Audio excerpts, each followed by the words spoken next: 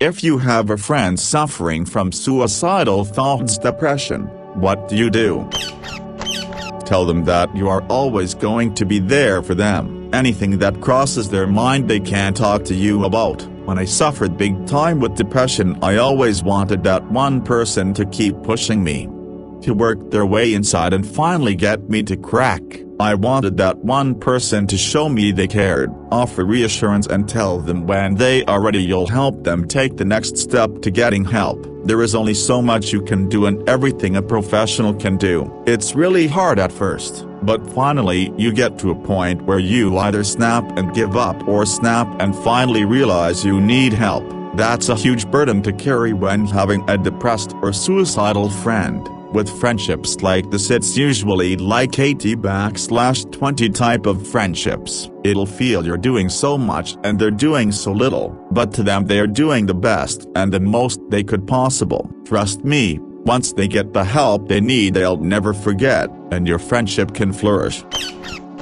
I've attempted suicide twice. I was tempted to reach out to people for help, reassurance, but, as selfish as it is, I didn't want to have to notify them. I wanted them to care enough to notice my behavior and ask.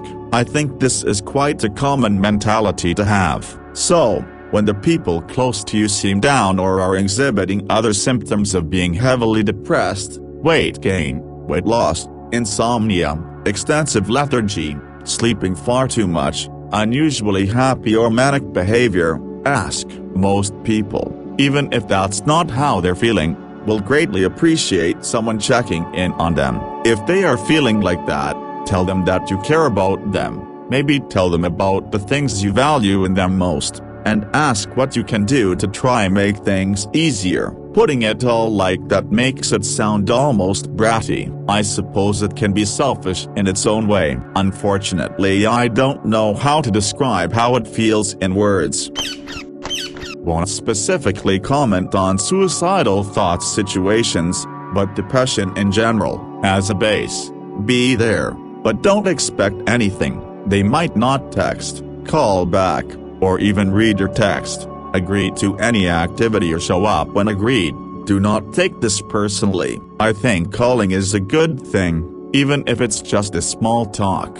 As to the frequency and intensity, it probably depends on the other person. But I'd say calling daily is fine. If they're a really close friend, and just chat for a bit, you won't be able to solve their problem. I think most of what counts is to remind them that there's someone out there who is thinking of them and cares about them. You can ask them out for an activity, like going for a walk, and, depending on the person, be at least a little persistent about it. Sometimes people need that little extra push. But doing so lightheartedly without pressuring them. They should seek professional help, and if they don't, you may offer to help them look for a therapist or help them set up a call. I spent most of yesterday morning on a suicide hotline, with the exception of maybe 2 people. Those who know me would be surprised by that, and many would dismiss it based on my long-time struggles. Acknowledge their pain, and that it is real and valid. Don't tell them you're lucky, you have _ don't, for the love of fuck, tell them that kids with cancer/pox/trans youth, you or someone you know have it worse, or remind them of their privileges. Don't make references elsewhere about how selfish or self-centered they are for their mental health struggles. Ask them what they need, right now, and be prepared to give that to them. It might be a hug, just time to vent. Assurance that you're not going to stop caring about them, or quiet company and distractions so we don't feel alone in our heads. Common interests? Like to go out and have a beer, shoot some pool together, go bowling? Just go with that and invite them to do those things. Even go as far as no. Come on man.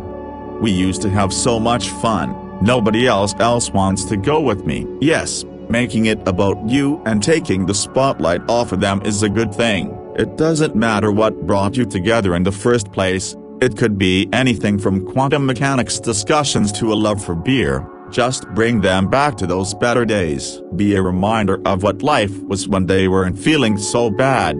Don't force them to get into the reasons. They'll bring it out when ready, maybe hint around about how you see they've been having a rough patch. That's when you get to be that person they get deep with.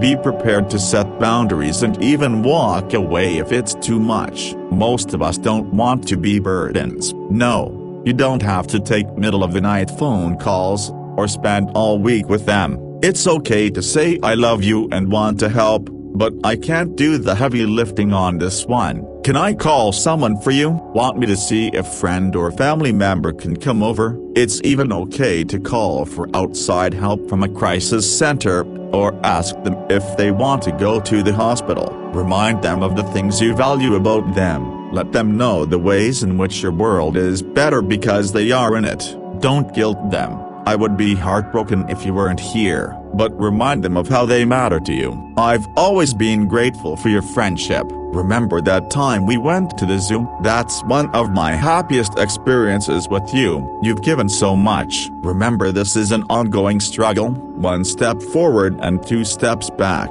For a lot of us, you can't magically fix us. There are no magical fixes, otherwise, we'd have already fixed things. Thank you. Even if we forget to say it in the moment, we're so grateful that you gave a shit and took time. Thank you. In contradiction to many of the armchair psychologists here, just don't be a pain in the ass about it. As someone who's been there, in fact, spent months of this year crying daily, being someone who nags them to get help or keeps going on about how there for you are, and constantly wants them to confront things, it can easily make you a pain in the ass that's just resented. It's about as useful as people who are always posting suicide hotline numbers. If you really want to do it, you're not calling someone to talk you out of it. I really suggest just sticking with being the kind of friend that made you friends in the first place. Most people don't become friends because they meet someone and started having deep personal conversations about their problems. They become friends because of the enjoyable good times they've spent together. Common interests? Like to go out and have a beer, shoot some pool together, go bowling. Just go with that and invite them to do those things. Even go as far as no. Come on, man. We used to have so much fun. Nobody else wants to go with me. Yes, making it about you and taking the spotlight off of them is a good thing. It doesn't matter what brought you together in the first place. It could be anything from quantum mechanics discussions to a love for beer. Just bring them back to those better days. Be a reminder of what life was when they weren't feeling so bad. Don't force them to get into the reasons. They'll bring it out when ready. Maybe hint around about how you see they've been having a rough patch. That's when you get to be that person they get deep with. 2 of my best friends tried to commit suicide. Please listen closely. I literally beg you. The other comments cover the basics. I'm gonna give the unusual advice that I wish I had been told. At some point, you need to let go emotionally. You cannot be someone's full-time ventilator. You will crumble. Even if I'm scared they will die, even if you're scared they will die, but they matter more. Don't do it alone. Get them help, because if you're saving a drowning person, as strong as you are, they will try to drown you too in their panic. Either that or the current will tire you out and you will sink. You will both drown. The first time I missed the signs until it was too late and got their call from the hospital. We were only 16. It'll never happen again, I told myself. Next time, I'll stop it, no matter what it takes. The next time, I was 18. I held to my word. I went in the trenches and tried to pull them out before it was too late. A month passed, 2, 3, 6. I still suffer from complex post-traumatic stress disorder, a panic disorder, and post-traumatic seizures. I might be on medication for the rest of my life because of the trauma I suffered keeping a suicidal person alive. And in the end, they turned against me when I threatened to call them an ambulance, because I was being selfish, and for a while I believed it. Doctor, whatever you do, no matter who it is, be a helper. not a hero. Heroes don't exist. Draw boundaries or pay the price, and the price is heavier than you might think. You are worth saving too. First of all, I think it's important to keep in mind that it's not your job to cure them. Take that burden off your shoulders, and focus on being there as a friend. It will help both of you in the long run. As the saying goes, don't set yourself on fire to keep others warm. Second, if they decide to open up to you, listen and acknowledge. I know we all have an urge to help, and it's easy to throw out quick fixes like "have you tried X?" But a lot of the time validation can be more helpful. Third, don't give up on them. Depression can last a long time. Keep inviting them to stuff even if they decline/don't answer. Bail again and again. It's very easy to stop inviting someone when they don't show interest, but in the long run it could be very helpful in their recovery. Best of luck to you and your friend. These things are hard. Hope you can work through it. Acknowledge the fact that they're depressed. Tell them that you're there for them if they feel like going out again. Offer help with practical stuff if they need any. Don't force them to do fun things. Don't tell them to cheer up. Only worry when they appear suddenly at peace with the world and depression seems totally gone. It's not uncommon for suicidal people to have a short tranquil phase when they have decided to end it all and are at peace. Pay up. I have friends that have taken their own lives. The amount of suffering that they go through is intense, and it might be more than you can handle. It's okay if you need space now and then. It takes a lot of emotional labor to help someone in that position. Recognize your own efforts as you make them because your friend may be unable to appreciate it in the moment. It's not their fault. Depression can be straight up blinding. It's important to keep in mind that their actions aren't your fault, and not to blame yourself if they get angry or frustrated with your help. They probably don't want to feel that way either. Thank you for caring. I was in this position a while ago, had the plan, the looping thoughts that it was the only way to end the pain I was feeling. I knew there was something not right with me, so I found a good therapist, which gave me someone to talk to. As problems this deep pushed away anyone who tried to help me because they didn't have the right words or capacity to deal with it. A year later I'm doing much better. Professional help is the way to go.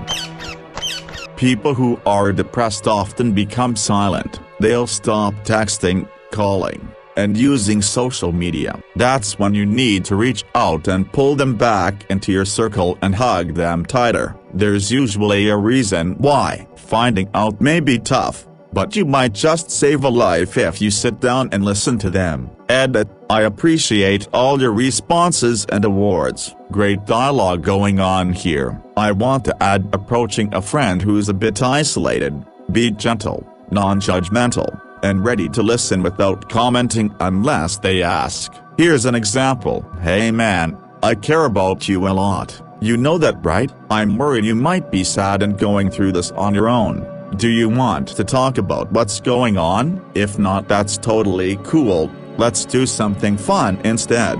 If so, gently ask about depression. Ask sick-cap, sleep, loss of interest, guilt, energy, concentration, pleasure, and if they are depressed, encourage them to see a doctor ASAP, and after that, be the best friend you are to them, or best neighbor you can be to them, or best classmate, whatever role you play in their life. So, 8 years ago, my best friend of 18 years committed suicide. I never noticed anything was wrong until the date I found out he had passed. After that, hindsight was 20/20 and I couldn't believe I never noticed all the hints that were there all along. I spent a long time blaming myself. I noticed them now, why the hell didn't I notice them before? But, at the end, there was nothing I could do about it anymore. My friend was gone. So, instead, once I quit blaming myself, I made a vow. From then on, I wouldn't let it happen again. Anytime somebody I knew was showing any of the signs I had come to recognize, I reached out to them, even if it was somebody I didn't know super well. I've now done it 3 times. Once for a former coworker who had been laid off, once with the university classmate who was having trouble in her marriage, and once with a high school classmate who I noticed posting some very strange things on Facebook. Hadn't spoken to him in years, but we knew each other and he knew my friend who had died. Here's the advice I would give. Right off the top, most important, you gotta let them know you see them struggling and that you are on their side. Don't do it in a confrontational way. It can start with something as simple as "Is everything alright?" Make sure they know you're not trying to intrude and insert yourself, but that you want to help. My go-to line has always been, if you don't want to talk about it, you can tell me to butt out, but I wanted to make sure everything's okay. And then if they tell you to butt out, you damn well butt out, but end it with "If you ever need to talk to somebody, just know I'm always here." 2. If they do open up to you, just listen to them. Don't try to resolve their issues for them because, unless you're a trained psychologist, you're not equipped to do that. If they tell you, for example, that their girlfriend broke up with them, say "That's terrible. Tell me what happened," not "That's terrible. What can I do to help?" In certain cases, people just need to vent all their frustrations and they need a person who is just going to listen to them, not make all their shit go away, but listen and truly feel sympathetic to them. Just knowing somebody cares enough to actually listen to you is a very reassuring thing. 3. If they start telling you things that are causing their depression, under absolutely no circumstances whatsoever should you tell another living soul about it, even if the person that is causing them to have suicidal thoughts is somebody you know, even if you think that person would be reasonable about it, even if you think you can resolve the issue by telling somebody else. Don't do it. They opened up to you and only you. If they wanted somebody else to know, they would have told them. 4. Encourage them to get some help if at all possible. One of the biggest issues is that they think getting help makes them weak. The stigma is starting to lift, but it is definitely still there. If you think they're a very serious threat to themselves, then try everything you can to break down that stigma and convince them to get some help. Those are my 4 points. I hope they are helpful. These are the steps I have followed and I like to think I've been somewhat successful to varying degrees over the past 8 years. I know it can seem daunting to put yourself out and offer to help your friend in need, but I promise you that it's worth it and a lot better than the alternative. Also, make sure to look after yourself in this process. Being there for a depressed and/or suicidal person is not easy. Once they start opening up, you might hear some things that are very dark and that you may not have wanted to hear, and hearing those things can bring some darkness into your own life too. So always make sure you are looking after yourself too. If you need any other advice or want help writing a message or something to your friend, you can always DM me. I'm always happy to help, even if it's a complete stranger. If you feel comfortable doing so, ask them more questions about it. It's especially important to ask if they have a plan, or means to fulfill their plan, as these can be signs that they're considering attempting soon. Here's a good article summarizing some advice, and linking to some really great resources. https://www.npr.org/sections/health/2019/046/2076861001/how to help someone at risk of suicide. You should definitely consult the experts on this one. I sincerely hope your friend pulls through. They're lucky to have a friend like you in their life. Psych here. These are some of the things my clients have found most helpful. Listening without judgment or giving advice. This above all, reassuring them that you are there for them, reaching out and staying in touch, as they might not be able to reach out to you when and if they're ready. Suggesting, gently, you do a simple, easy activity you enjoy together. Internally, value their company, existence, They probably can't see any value in themselves in their current space.